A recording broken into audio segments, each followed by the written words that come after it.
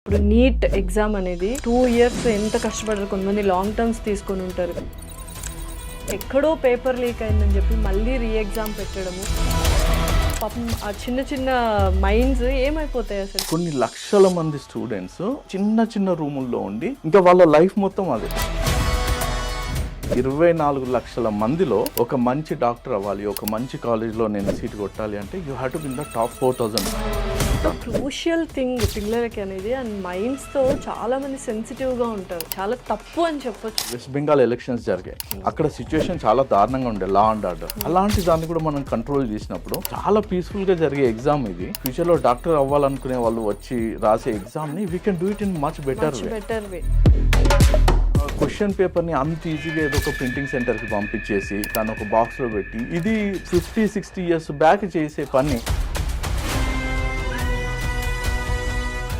విశ్వ గారు, మీరు ఒక విద్యావేత్తగా చెప్పండి, అసలు ఇప్పుడు నీట్ ఎగ్జామ్ అనేది అసలు కష్టపడి రాశారు. 2 ఇయర్స్ ఎంత కష్టపడారు, కొంతమంది లాంగ్ టర్మ్స్ తీసుకొని ఉంటారు. ఇప్పుడు మళ్ళీ సడన్గా ఎక్కడో పేపర్ లీక్ అయిందని చెప్పి మళ్ళీ రీ ఎగ్జామ్ పెట్టడము, కొంత స్టూడెంట్స్కి మంచిగా జరుగుతుంది. బట్ మళ్ళీ చదవాలి అంటే పాపం ఆ చిన్న చిన్న మైండ్స్ ఏమైపోతాయి అసలు. ఏంటి ఈ సిచ్యువేషన్ అంతా ఒకసారి ఎక్స్ప్లెయిన్ చేయండి. యా, డెఫినెట్లీ అండి.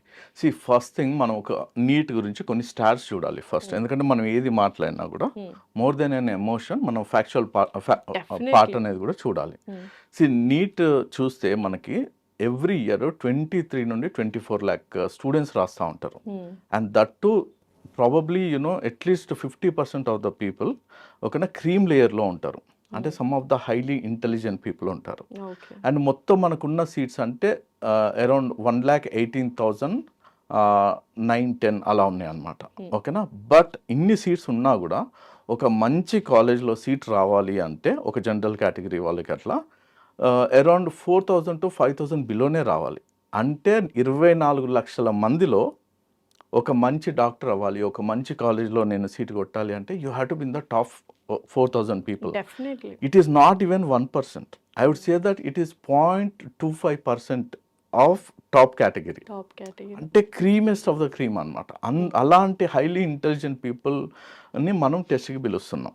ఓకేనా. అండ్ ఒక్కొక్క పేరెంట్ ఆన్ అన్ యావరేజ్ ఒక 8 lakhs to 10 lakhs స్టూడెంట్ మీద స్పెండ్ చేస్తున్నారు వాళ్ళు వచ్చి ఎగ్జామ్లో కూర్చోవడానికి. అది ఒకటి monetary part of it. Second part of it ఏంటంటే, ఇప్పుడు మనం చూస్తే రాజస్థాన్లో కోటా కానీ లేకుంటే ఇంకా వేరే ఏరియాస్ కూడా చాలా ఉన్నాయి కదా. ఇలాంటి ఏరియాస్లో కొన్ని లక్షల మంది స్టూడెంట్స్ అండ్ విత్ వాళ్ళ పేరెంట్స్తో వెళ్ళి చిన్న చిన్న రూముల్లో ఉండి ఇంకా వాళ్ళ లైఫ్ మొత్తం అదే. ఓన్లీ నీట్ కొట్టాలి, నీట్ కొడితే లైఫ్ చేంజ్ అయిపోతుంది. Second part of the story చూసుకుంటే, మన ఇండియన్ డాక్టర్స్ అంటే త్రూఅవుట్ వరల్డ్ మంచి డిమాండ్ ఉంది. If you see the best doctors in the world, ఇప్పుడు మీరు యూరోప్కి వెళ్ళండి, యూఎస్కి వెళ్ళండి, యూకేకి వెళ్ళండి, లేదా ఆస్ట్రేలియాకి వెళ్ళండి. So highest pay doctors are Indians. Definitely engineers అయినా డాక్టర్స్ అయినా వాళ్ళే ఉన్నారు. అంతే కదా. అది కాకుండా మనం ఇండియాని చూసుకున్నా కూడా, ఫర్ ఎగ్జాంపుల్ ఇప్పుడు మన ఎనిమీ కంట్రీ పాకిస్తాన్ ఉంది ఎగ్జాంపుల్. పాకిస్తాన్, బర్మా, భూటాన్, నేపాల్, వీళ్ళందరూ మళ్ళీ శ్రీలంక మళ్ళీ అందరూ వచ్చేసి ఇక్కడ మెడికల్ ఫెసిలిటీస్ కోసం in a way we are playing a pivotal role. అంటే చాలా మోస్ట్ ఇంపార్టెంట్ డాక్టర్ సెగ్మెంట్స్ అనే వాళ్ళు మన ఇండియా నుండి వెళ్తున్నారు. ఓకేనా. For the entire world, not only for India. అలాంటప్పుడు ఇంత క్రీమ్ పీపుల్ రాసేది అండ్ చాలా కొన్ని లక్షల మందికి ఎమోషనల్ అనే ఎగ్జామ్ని government or whatever the body బాడీ, ఓకేనా, ఎన్టీఏ అనేది ఇంత ఈజీగా ఇట్లా ఐ థింక్ 2024లో కూడా ఇలాంటిది ఒక ఇష్యూ జరిగింది, 26లో కూడా జరిగింది. I feel it is completely irresponsible. ఎందుకు అంటే ఒకసారి ఫెయిల్ అయింది అనుకోండి, maybe it is a mistake అనుకోవచ్చు, కానీ మళ్ళీ జరుగుతుంది అంటే there is a lot of negligence అని నేను అంటాను. క్రూషియల్ థింగ్ పిల్లలకి అనేది, అండ్ మైండ్స్తో చాలా మంది సెన్సిటివ్గా ఉంటారు. ఇంటర్మీడియట్ అంటే ఇట్స్ అ బ్రిడ్జింగ్ కాబట్టి కాలేజ్ లైఫ్కి స్కూల్ లైఫ్ చాలా క్రూషియల్గా ఉంటారు, స్టూడియస్గా ఉంటారు, సీరియస్నెస్ ఉంటుంది. అలాంటి వాళ్ళకి ఇంత పెద్ద మిస్టేక్ కూడా కాదు, ఇది చాలా తప్పు అని చెప్పొచ్చు. చాలా తప్పు, ఇర్రెస్పాన్సిబుల్. అండ్ నేను కొన్ని ఫ్యామిలీస్ని చూశాను, ఓన్లీ మదర్ అండ్ కిడ్ వాళ్ళు వెళ్ళి ఇది నేను చెప్పినట్టు రాజస్థాన్ కోటాలో కానీ లేకుంటే హైదరాబాద్లో కానీ వచ్చి ఓన్లీ దానికోసమే 8th class నుండి ఎయిత్ క్లాస్ నుండి ఫ్యామిలీని వదిలేసి ఒక 4-5 ఇయర్స్ వాళ్ళకి పిల్లలు ఊళ్ళో ఉన్నారు, వాళ్ళ హస్బెండ్ ఊళ్ళో ఉన్నారు. సో లీక్ అయింది కూడా రాజస్థాన్లోనే అని సో యాక్చువల్గా ఏంటంటే ఇప్పుడు ఈ నీట్కి ఏంటంటే ఇట్ ఈస్ ఏ కొన్ని లక్షల కోట్ల బిజినెస్ యాక్చువల్గా. ఓకేనా, ఇప్పుడు మీరు రాజస్థాన్ కోటాలో చూడండి, లేకుంటే షికర్ అని ఇంకో ప్లేస్ ఉంది. సో ఇక్కడ ఏంటంటే ఇంకా ఆ, ఆ, అంటే మాఫియా అంటారు, but I don't know whether I have to use it or not. But లక్షల కోట్ల బిజినెస్ ఉన్నప్పుడు ఒక క్వశ్చన్ పేపర్ని అంత ఈజీగా ఏదో ఒక ప్రింటింగ్ సెంటర్కి పంపించేసి అక్కడ ప్రింట్ చేయించి దాన్ని ఒక బాక్స్లో పెట్టి, ఇది 50-60 ఇయర్స్ బ్యాక్ చేసే పని. అసలు ఈ నీట్ ప్రాసెస్ కానీ ఈ కాంపిటేటివ్ ఎగ్జామ్స్ ఏదైతే మన ఇండియాలో జరుగుతున్నాయో క్రూషియల్ కాంపిటేటివ్ ఎగ్జామ్స్, ఆ ప్యాటర్న్ మారిస్తే బెటర్ కదా. డెఫినెట్గా మీకు ఒక సింపుల్ మీరు అన్నట్టు ఎగ్జాంపుల్. లాక్ వేసుకొని వెళ్ళి ప్రింటింగ్ సో ఈజీ అయిపోయింది కదా ఇప్పుడు. అంతే కదా. సో ఇంకొకటి ఏంటంటే ఒక సింపుల్ ఎగ్జాంపుల్ చెప్తాను మీకు. ఇప్పుడు ఏడబ్ల్యూఎస్, అమెజాన్ ఒకటి ఏడబ్ల్యూఎస్ క్లౌడ్ సర్వీసెస్ అని ఉంటుంది. ఇప్పుడు మీకు సర్టిఫికేషన్ రావాలి అనుకోండి, వాడు ఏం చేస్తాడంటే he will take some money and ఏం చేస్తాడంటే ప్రాక్టర్డ్ టెస్ట్ కేస్ అని కండక్ట్ చేస్తాడు. అంటే మీరు ఇంట్లోనే ఉంటారు, సో ల్యాప్టాప్ ముందు కూర్చుంటారు, ఒక పర్సన్ ఆన్లైన్లో లాగిన్ అవుతారు, మీకు టెస్ట్ స్టార్ట్ చేస్తారు. అంటే ఒక చిన్న ఏడబ్ల్యూఎస్ అనే స్కిల్ సెట్కే వాడు అంత కేర్ఫుల్గా డీల్ చేసినప్పుడు లక్షల్లో కొన్ని లక్షల్లో రాస్తున్నారు. ఈ టెస్ట్ వల్ల 1,00,000 మంది డాక్టర్లు బయటికి వస్తున్నారు. అట్లాంటప్పుడు మనం I think we have to follow much better strategies. అసలు ఈ ఎగ్జామ్ ప్యాటర్న్ వీళ్ళు చేసేదే మార్చేయాలి యాక్చువల్గా. కంపల్సరీ మార్చాలి. ఇప్పుడు అంటే ఏ అడ్వాన్స్మెంట్ అయింది కాబట్టి నేను ఎప్పుడు చెప్తుంటాను, ఏ వల్ల చాలా అడ్వాంటేజెస్ ఉంటాయి and it will bring in lot of efficiency. ఇప్పుడు ఒక ఎగ్జాంపుల్ చెప్తున్నాను. సే ఇదే నీట్. ఇప్పుడు మనం ఒకసారి మన ఎలక్షన్స్ గురించి మాట్లాడదాము. ఇప్పుడు ఏమంటున్నారు, జమిలీ ఎలక్షన్స్ అంటున్నారు. అంటే ఏంటి, 100 కోట్ల మంది ఇండియన్ ఓటర్స్ని ఒకేసారి పోలింగ్ బూత్ దగ్గరికి తీసుకొచ్చి మేము ఎలక్షన్స్ జరిపి అందరూ సీఎంలని పిఎంని ఒకటేసారి సెలెక్ట్ చేస్తాం అంటున్నారు. మనకు అంత కేపబిలిటీ ఉంది, అంతే కదా. ఇప్పుడు మొన్న వెస్ట్ బెంగాల్ ఎలక్షన్స్ జరిగాయి. అక్కడ సిచ్యువేషన్ చాలా దారుణంగా ఉండే, లా అండ్ ఆర్డర్. అలాంటి దాన్ని కూడా మనం కంట్రోల్ చేసినప్పుడు చాలా పీస్ఫుల్గా జరిగే ఎగ్జామ్ ఇది. జస్ట్ ఏమంటారు, హైలీ ఆస్పిరెంట్ అండ్ ఫ్యూచర్లో డాక్టర్ అవ్వాలనుకునే వాళ్ళు వచ్చి రాసే ఎగ్జామ్ని we can do it in much better way. అంతే కదా. ఇప్పుడు ఫర్ ఎగ్జాంపుల్ అంటే if I were in their place, how to conduct an exam అన్నప్పుడు ఏంటంటే మనం కొన్ని టెస్ట్ సెంటర్స్ అనేది ఎస్టాబ్లిష్ చేయాలండి. టెస్ట్ సెంటర్స్ ఎస్టాబ్లిష్ చేసేసి ఇప్పుడు చాలామంది ఎట్లా అవుతుందంటే వాళ్ళు చాలామంది స్టూడెంట్స్ నేను వింటుంటాను, వాళ్ళకి ఆధార్ కార్డు కావాలంటారు. సో వీళ్ళు ఏదో ఆధార్ కార్డు తీసుకొని వెళ్ళిపోతారు, ఇందులో సేమ్ నీ ఫేస్ లాగలేదు నువ్వు బయటికి వెళ్ళిపో అంటారు. లేదు వాళ్ళు ఒక ఈ కాపీ తీసుకెళ్తారు, ఆధార్ కార్డు ఫోన్లో తీసుకెళ్తారు. మాకు ఇది అవసరం లేదు, ఫిజికల్ కాపీ తీసుకురమ్మంటారు. అంటే మళ్ళీ వీళ్ళు పరిగెత్తుకుంటూ వెళ్ళాలి, ఎక్కడో జిరాక్స్ సెంటర్ ఉంటుంది. ఎగ్జామ్ 15 నిమిషాలు 20 నిమిషాలు ఉంది అన్నప్పుడు ఇలాంటివి పెట్టని అవసరం లేదు కదా. Scanner A technology I scanner use మన ఎయిర్పోర్ట్ లో ఉంది కదా, డిజియాత్ర ఉంది కదా. ఇప్పుడు మంచి టెస్ట్ సెంటర్స్ అనేది పెట్టేసి ఓకేనా, మొత్తం డిజి యాత్ర లాగా పెట్టేస్తే ఫస్ట్ థింగ్ ఏంటంటే అథెంటికేషన్ అనేది బాగుంటది కదా. డెఫినెట్లీ అంతే కదా, ఎక్కడ మిస్యూజ్ అవ్వదు, వేరే స్టూడెంట్ వచ్చి రాసాడన్న కంప్లైంట్స్ ఉండవు, ఏముండదు, ఈజీ అయిపోతుంది ప్రాసెస్. ఎగ్జాక్ట్లీ. ఇంకొకటి ఏంటంటే మనం ఎందుకు అసలు ఈ పేపర్లో టెస్ట్ పెట్టాలి. ఇప్పుడు ఫర్ ఎగ్జాంపుల్ 1,00,000 క్వశ్చన్స్ క్రియేట్ చేయండి, క్రియేట్ చేసి వాటిని లో మీడియం హై కేటగిరీ కింద పెట్టేసి వాటిని ఏం చేయాలంటే సో దాన్ని ఒక్కొక్క స్టూడెంట్కి ఒక డిఫరెంట్ క్వశ్చన్ ప్యాటర్న్ ఇచ్చి వాళ్ళకి ఒక స్కోర్ ఇచ్చేసాం అనుకోండి, ఒకటేసారి ఇన్ని లక్షల మందికి కండక్ట్ చేయాల్సిన అవసరం కూడా లేదు. అంటే there are lot of better ways. ఇట్లా మనం డిజిటల్లీ ఎన్క్రిప్టెడ్ పేపర్స్ పెట్టచ్చు, and I mean to say test papers, and directly through internet and using computer చేయొచ్చు, లేదు టెస్ట్ సెంటర్స్ పెట్టచ్చు. There are lot of options available.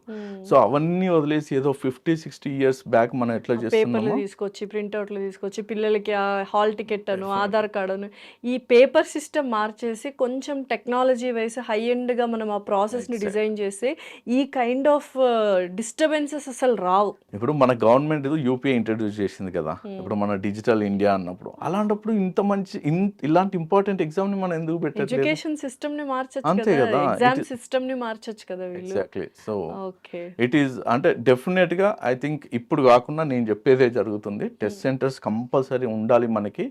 And అందులో కూడా ఏంటంటే ఒకటే క్వశ్చన్ పేపర్ ఇస్తే ఎవరికైనా ఈ చీట్ చేసే ఛాన్స్ ఉంటుంది. అండ్ ఇన్ని లక్షల కోట్ల బిజినెస్ ఉన్నప్పుడు ఎవరో ఒకరు చేస్తారు. డెఫినెట్. అలా కాకుండా మనం ఏం చేయాలంటే ఒక 1 lakh 2 lakh క్వశ్చన్స్ ఒక క్వశ్చన్ బ్యాంక్ లాగా పెట్టేసి ఇప్పుడు చాలా వరకు ఇప్పుడు ఇంటర్నేషనల్ టెస్ట్ కేసెస్ లాజికల్‌గా, అనలిటికల్‌గా డిఫరెంట్‌గా ప్యాటర్న్ ఇచ్చేస్తే చేసేసి దాన్ని బట్టి హయ్యర్ మంచి స్కోర్ ఉన్న వాళ్ళని తీసుకోవడం అనేది that is the most logical thing to do. అందులోనే క్రీమ్ స్టూడెంట్స్ ఇంకా మంచిగా పెర్ఫార్మ్ చేసే అవకాశం ఉంటుంది. డెఫినెట్లీ సో బట్ ఏదైనా జరిగింది జరిగిపోయింది. So at the end of the day ఎవరు స్ట్రెస్ ఫీల్ అవుతుందంటే పేరెంట్స్, వాళ్ళ పిల్లలు మాత్రమే, స్టూడెంట్స్.